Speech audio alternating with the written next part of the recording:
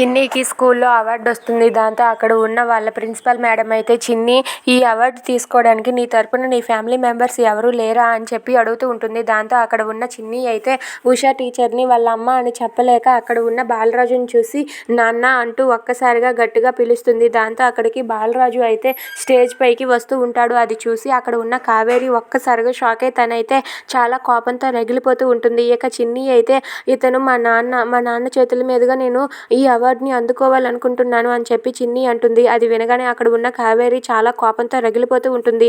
ఇక చిన్ని అయితే బాలరాజు చేతుల మీదుగా అవార్డుని అందుకుంటూ ఉంటుంది. అది చూసి అక్కడ ఉన్న కావేరి అయితే చాలా కోపంగా అటువైపు చూస్తూ ఉంటుంది. ఇక అవార్డు ఫంక్షన్ అయిపోయాక చిన్నితో కావేరి ఇలా మాట్లాడుతూ ఉంటుంది.